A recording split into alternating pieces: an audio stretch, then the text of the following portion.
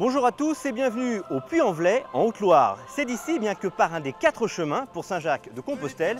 Et ici, au Puy, on l'appelle tout simplement le Saint-Jacques. Allez, je vous emmène.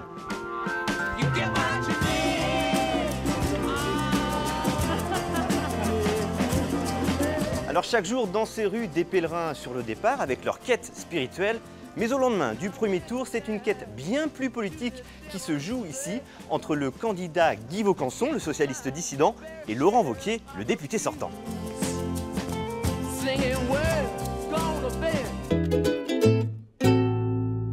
Alors Laurent Wauquiez a-t-il déjà gagné sa réélection ou bien un renversement de la situation est-il toujours possible? Pour répondre à ces questions, on rejoint James Laforin, journaliste politique au Progrès. Bonjour. Bonjour. Alors James, est-ce que vous avez été surpris par le score de Laurent Wauquiez? Non, dans les terres démocrates chrétiennes de la Haute-Loire, on n'a pas été surpris. Laurent Wauquiez a mené une campagne intense pendant ces derniers mois. Et il a été très présent pendant les 5 années où il a été ministre. Donc ce n'est pas franchement une surprise. Il y a une deuxième surprise quand même, c'est le candidat socialiste qui reste en compétition. Ce n'est pas forcément celui qu'on attendait? Oui, effectivement, ce n'était pas celui qui portait l'étiquette officielle. On pourrait le qualifier de dissident officiel. Et à la Fédération socialiste de Haute-Loire, on nous a expliqué que c'était un aménagement de l'accord national compte tenu des réalités du terrain. On avait pourtant beaucoup parlé de triangulaire. C'était une invention. Vous y croyez, vous, à un moment, qu'on pouvait avoir une triangulaire ici? On a pu y croire, mais quand on s'est rendu compte qu'il y aurait beaucoup d'abstention à cette élection législative, on a bien vu que ce ne serait pas possible. Et le Front National, qui avait fait un grand score au premier tour de la présidentielle, a perdu 10 points dans cette circonscription. Alors, quelles sont les forces qui restent en présence? On va revenir sur le scrutin du premier tour dans ce reportage de Yoann Rollat et de Pierre Lascar. Allez, je signe d'abord. Oui. La fin d'une campagne de premier tour et le début d'une journée d'attente pour Gustave Alirol. Investi par le Parti socialiste et les Verts, ce dimanche matin, le candidat n'a qu'une seule certitude, le match de la première circonscription de Haute-Loire sera très compliqué. Vous pouvez constater comme moi qu'il y a 2 candidats qui se réclament du Parti socialiste. La vérité, c'est que je suis le candidat du Parti socialiste et d'Europe Écologie, puisque j'ai été désigné par ces 2 formations politiques au niveau national, mais il y a un candidat dissident. Et, les dissidents viennent d'être exclus du Parti socialiste, mais ils se gardent bien de le dire. Voilà. D'un côté, un candidat dissident issu du PS. De l'autre, un poids lourd de la majorité sortante très implanté localement. Dans le département, traditionnellement de droite, Nicolas Sarkozy a pourtant été battu au second tour de la présidentielle. Simple coïncidence ou signe des temps, dans la campagne de Laurent Wauquiez, un choix très assumé, pas de logo UMP sur les affiches, mais pour l'ex-ministre, une campagne de terrain intense. Ce qui m'intéresse, et c'est ce que j'ai dit, c'est pas les étiquettes politiciennes ou les clivages. 18 h, fermeture des premiers bureaux de vote et branle-bas de combat dans la permanence du député sortant. Et ils t'ont donné le monestier ou non? Le monestier, non. Très vite, les premiers résultats tombent. 64. Laurent Wauquiez et son équipe retrouvent le sourire. Nickel. Bon, en tout cas, tout ça est très bien dérangé. Il y a des communes où par exemple, à la présidentielle, on avait fait 35% et où là, on fait plus de 50%. Pour l'instant, c'est les petites communes, donc on va voir comment ça se déroule. Ça semble plutôt pas si mal. Voilà. Au même moment, à la préfecture, les candidats de gauche en ont la confirmation. Les résultats sont sans appel. Avec 6%, Gustave Alirol devra s'effacer devant son concurrent dissident PS, Guy Vaucanson. Le duel droite-gauche aura bien lieu au second tour.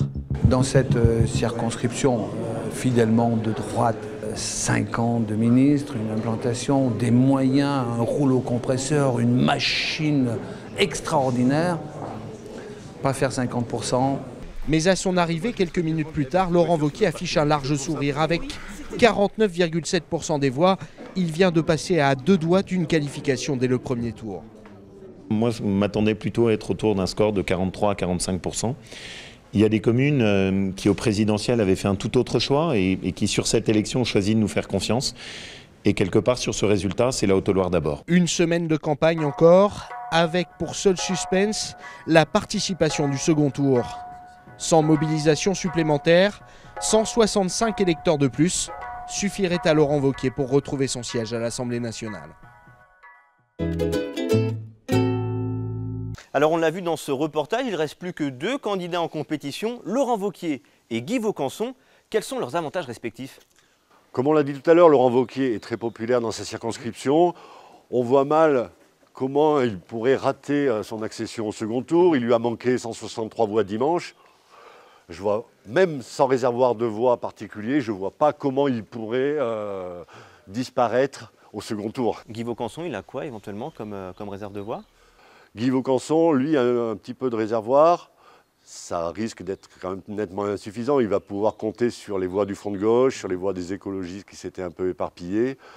Mais il part de trop bas pour pouvoir espérer faire chuter Laurent Wauquiez. Alors ici, on croit peut-être plus qu'ailleurs au miracle. Vous ne croyez pas, vous, à un renversement total de la situation? Non, ça semble quasi impossible parce que même si à la présidentielle, la majorité du département avait voté pour François Hollande, c'était plus un rejet de Nicolas Sarkozy, semble-t-il, et notamment de son style, dans une terre démocrate chrétienne plutôt traditionnelle, que véritablement une adhésion à François Hollande. Donc, avec le retour sur le plan local donc de Laurent Wauquiez pour retourner à l'Assemblée nationale, on ne voit pas comment il pourrait rater cette marche-là. Eh bien, merci James Tafforin pour cet éclairage. Tout de suite, place aux candidats. Alors, on retrouve tout de suite Laurent Wauquiez, l'ancien ministre et le député sortant. Bonjour. Bonjour. Alors, est-ce que vous avez déjà sablé le champagne? Quelle est la réaction? Pas. Non, c'est vrai qu'on était annoncé comme étant potentiellement battu. Les résultats qui étaient pronostiqués, c'était une triangulaire avec le FN, un candidat du PS qui s'était fixé comme objectif d'être devant. Sincèrement, vous y avez cru à cette triangulaire ou c'était une invention? Les analyses qui étaient faites, c'était la difficulté d'arriver à l'emporter. Moi, la question que je me posais, qui était une question importante, c'est les thèmes qu'on développait. La façon de faire de la politique que j'ai, qui rompt sans doute avec à la fois une politique arrogante ou une politique uniquement d'idéologie ou de slogans nationaux. Est-ce que mes compatriotes de Haute-Loire allaient suivre? Alors pour arriver à ce résultat, il y a une stratégie très claire de votre part. Dans les rues, ce n'est plus l'ancien ministre UMP, mais bien Laurent. Mais les poneaux et les ponotes reprochaient à Nicolas Sarkozy son style. Vous avez tout gommé, vous avez conscience de ça? D'abord, j'ai assumé totalement ce qui était mon bilan. Le bilan du ministre. Les thématiques sur lesquelles moi, en tant que personnage politique, j'avais pris la parole très fortement, notamment contre l'assistanat et pour la valorisation du travail. Par contre, c'est vrai, ce que j'ai fait, c'est de la politique à ma manière. C'était nous, avec ce qui est mon identité, ma façon de faire de la politique, ce à quoi je crois. Autrement dit, un autre style par rapport à Nicolas Sarkozy, parce que, passez-moi l'expression, mais le côté bling-bling ne convient pas à ce territoire. Le côté bling-bling, je pense qu'il a été très caricaturé sur le président aussi, mais ce qui est sûr, c'est que moi, je ne suis pas bling-bling. Ça, c'est pas mon genre. Alors, vous allez changer de stratégie pour la dernière ligne droite. Je crois que vous avez fait toutes les communes de la circonscription. C'est quoi, là, le programme pour les quelques jours à venir? Je vais continuer à aller visiter les entreprises et d'une certaine manière... Ce second tour permet aussi de prolonger cet échange. Moi, j'aime ça dans les campagnes. C'est qu'au fond, c'est un moment où tout est mis en suspens et où les gens parlent de façon beaucoup plus directe et spontanée. Alors, vous n'êtes pas passé au premier tour, il y a donc un challenger face à vous. C'est pas forcément le candidat attendu, ça vous a surpris? Oh, si, c'était le candidat attendu. C'était le... Pas par le parti. Ah, ils ont eu des affaires très subtiles entre eux. C'est surtout un candidat qui avait fait un choix, c'est-à-dire de faire une campagne agressive. Je n'ai pas voulu rentrer là-dedans. Qu'est-ce qui va se jouer sur cette élection? Qu'est-ce qu'on vous demande si vous deviez retenir un seul dossier? Ce qu'on attend d'un député comme moi, c'est protéger la Haute-Loire et relayer nos attentes au niveau national. À quelques kilomètres d'ici, à peine 1 kilomètre à vol d'oiseau, il y a une entreprise qu'on vient d'installer, qui vient de créer 200 emplois, avec des jeunes de Haute-Loire qui étaient partis ou qui cherchaient parfois un emploi en galérant depuis 3 à 4 ans et qui l'ont trouvé. Ce que les gens attendent de moi, c'est du concret. Pas des slogans politiciens, mais du concret. Et à partir de ce concret, de réfléchir à ce qu'on veut faire bouger au niveau national. C'est ma démarche. Il est socialiste, mais n'a pas été officiellement investi par le parti. C'est pourtant lui qui reste en lice au second tour face à Laurent Wauquiez. Guy Vaucanson, bonjour. Bonjour. Alors, vous êtes ce qu'on appelle un dissident officiel. pas dissident du tout, puisque sollicité par la fédération du Parti socialiste départemental de notre département de la Haute-Loire, mais aussi par de très nombreux militants et élus de ce département. Un vrai soutien local, mais clairement, ce n'est pas le Parti socialiste qui vous avait investi pour cette élection. Ce n'est pas le Parti socialiste, c'est vrai. Le Parti socialiste avait, dans le cadre des accords Europe Écologie PS, désigné M. Gustave Alirol, qui lui-même représente un parti, le Parti Occitan, donc branche affiliée à Europe Écologie. Alors comment avez-vous vécu le scrutin du premier tour? Vous regardiez plus votre résultat ou celui de Laurent Wauquiez? C'était le résultat de Laurent Wauquiez qui était effectivement très attendu. Ministre depuis de très nombreuses années, en tout cas, il était franchement le super favori. Mais aujourd'hui, on entame un deuxième match, un deuxième tour qui est totalement différent du premier. Comme les législatives sont tellement différentes des présidentielles. Donc maintenant, le match est ouvert pour une semaine. Sur cette semaine, sur cette dernière ligne droite, quelle est la priorité aujourd'hui? La priorité, c'est de rencontrer Laurent Wauquiez. On a énormément de difficultés à le croiser et encore moins à pouvoir converser avec lui. Comme s'il cherchait à éviter effectivement cet échange. Pendant toute cette campagne, j'ai entendu les altiligériens. J'ai entendu qu'ils voulaient scolariser leur enfant à 2 ans.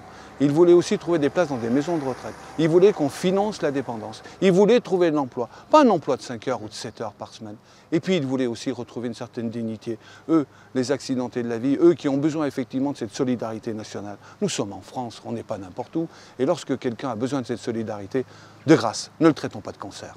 Ne le traitons pas de cancer. Alors finalement, vous dites que dans les rencontres politiques, comme dans les rencontres sportives, rien n'est joué d'avance? Nous sommes très près de Saint-Étienne et il est vrai que pendant la grande épopée des Verts, je me rappelle d'une rencontre qui avait eu lieu à Split, en Yougoslavie à l'époque, où Saint-Étienne avait perdu 4-1 et tout le monde disait ça va être terrible, ça va être l'agonie de Saint-Étienne. Eh bien, le dernier but, le 5e but, ils ont gagné 5-1 et le 5e but a été marqué par Triantafylos à la 90e minute. Donc tout est possible, tout est jouable. Et on verra bien pour le match de dimanche soir. On verra pour le match de dimanche soir. Et il suffit effectivement, là, Laurent Wauquiez n'a pas réussi l'élection au premier tour de 0,2%. Il suffira de faire 0,1% en plus dimanche prochain.